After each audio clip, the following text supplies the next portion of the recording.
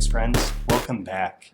So today we're going to talk about a really common question for us here at Momentic, and that's about the tracking differences between GA4 and Universal Analytics, specifically when it comes to session reporting.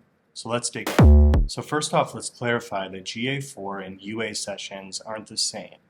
So they're calculated differently, and the same action can trigger a new session in GA4, but not UA, and vice versa. So if you're noticing a difference in sessions between the two, don't panic, it's normal.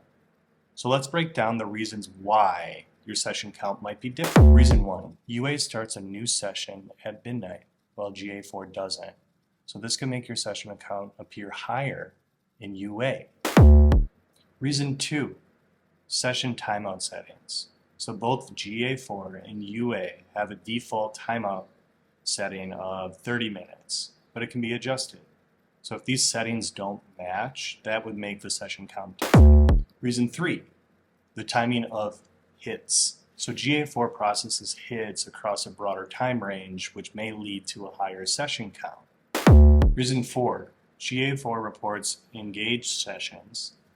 So these are sessions that last longer than 10 seconds, or sessions that have at least 2 page views, or sessions that have at least 1 conversion event. This is why you might see a lower bounce rate in GA4 compared to UA. Reason 5, UTM parameters. So in UA, a new session was started if a user encountered new campaign parameters while on the site. So if they clicked a link that had UTM parameters on it. GA4 does not restart a session count in this case. Reason 6, session estimation. So GA4 uses a statistical estimate of the number of sessions, but UA does not. However, UA does sample sessions when data sets are large. So if you have a lot of traffic coming to your website, the chances of your data being grouped into a statistical estimate in GA4 is higher. Reason 7, filters.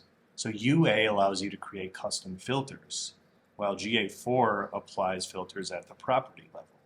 If these filters aren't the same, this can affect your session count and might be the reason for differences between the two. Reason 8, iOS app events. GA4 and UA count metrics differently when a user moves an iOS app to the background. So GA4 events are automatically uploaded when an iOS app is backgrounded, but this doesn't happen in UA. Reason 9, GA4 can count unlimited events per session. So this doesn't affect session count per se, but it's still an important difference in how UA and GA4 use session data. So why are we talking about sessions in the first place? So sessions are a great way to benchmark total website or app traffic and to monitor traffic trends as a whole or by channel.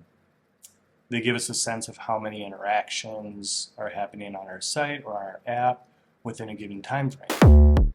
But it's crucial to remember that sessions are just one piece of the puzzle.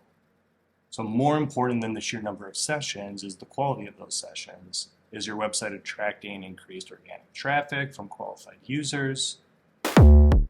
By qualified users, we mean visitors who are genuinely interested in your content, your products, your services.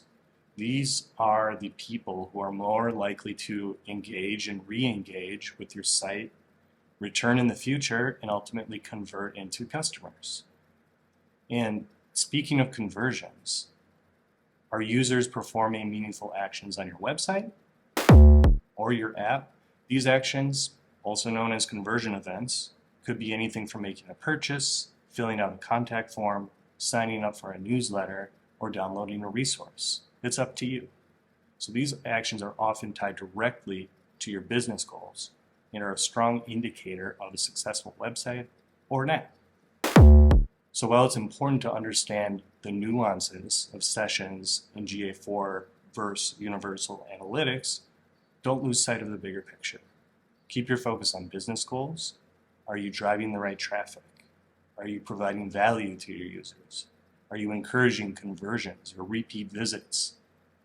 These are the questions that truly matter. So thanks for watching.